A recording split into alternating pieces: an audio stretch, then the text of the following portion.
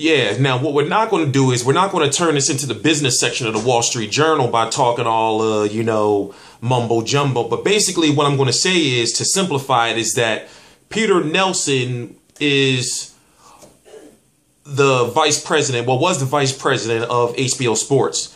Now he's the executive vice president of HBO Sports. And to jump right into it, the question that everyone is asking that knows who Peter Nelson is, okay, well, will he negotiate with Al Haymon? If you don't know, Al Haymon and Al Haymon fighters don't work with HBO. Supposedly, Al Haymon was banned from HBO, back in, 2012 or so, because of HBO could not make him make the fights that HBO wanted. They didn't have, basically, Andre Berto got big on HBO, but by fighting pretty much nobody's. So HBO at the time was feeling like, well, since we can't force your hand on who we want to see fight, then it's like we don't want nothing to do with you. So he went to Showtime, and then now he has PBC. So the question I'm having is, if there's one big fight that Peter Nelson can bring to us in 2016, is can he bring us Kovalev versus Adonis Stevenson? Can Peter Nelson have a working relationship with manager advisor Al Haymon? That's the big question. I want to know if it was Ken Hirschman who was the president. I'm not saying it was. I don't know. I want to know if he was the person that was in charge of keeping Haymon away from HBO. I want to know if Peter Nelson will open up the door to, Al Haymon and say, hey, look, well, you on Showtime. You don't have no contract with Showtime. And from what I know of Al Haymon, he may have a verbal agreement with Showtime, but he doesn't have a contract with them. And he has so many fighters, and none of his fighters are bound to any networks.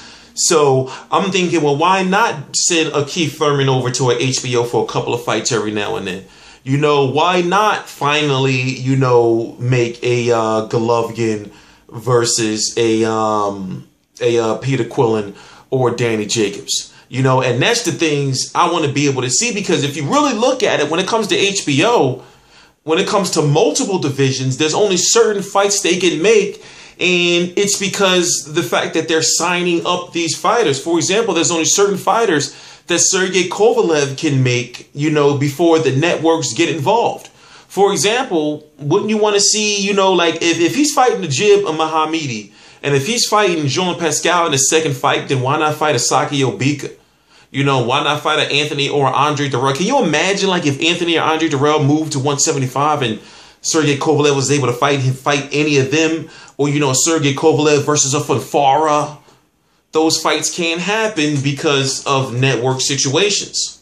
So I'm thinking, if Peter Nelson, as the HBO, sports vice president, there's not going to be a president. There's not going to be a president.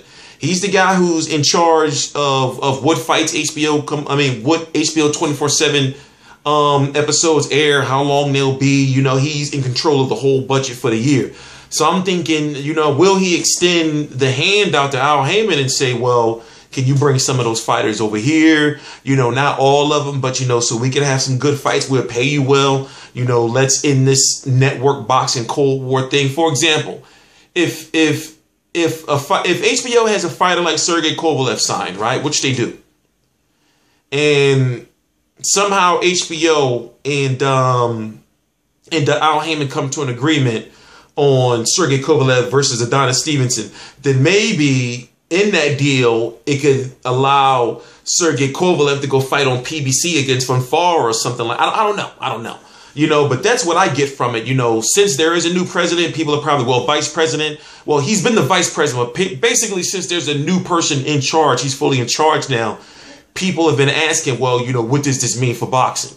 And the only thing I can think that it means is hopefully we'll be able to see this whole network Cold War thing in, so we'll be able to see the fights that we want to see, because right now I can count on one hand how many fights Timothy Bradley can fight. That would mean something compared to if a Timothy Bradley versus a Danny Garcia, or a Timothy Bradley versus, imagine Timothy Bradley versus like an Irislandy Lara or something. We know Timothy Bradley can fight at 154. He's been talking about it. But imagine a Timothy Bradley versus a Keith Thurman, or a Timothy Bradley versus a Robert Guerrero, or if Marcos Maidana comes back, or Marcos Maidana versus a HBO, Marcos Maidana versus a Marquez or something like that. It'd be crazy. But these fights because this whole network and promoters, and it's a pain in the ass, really. But I'm T Street Controversy. This is T Street Controversy Live. I cover every single major fight live.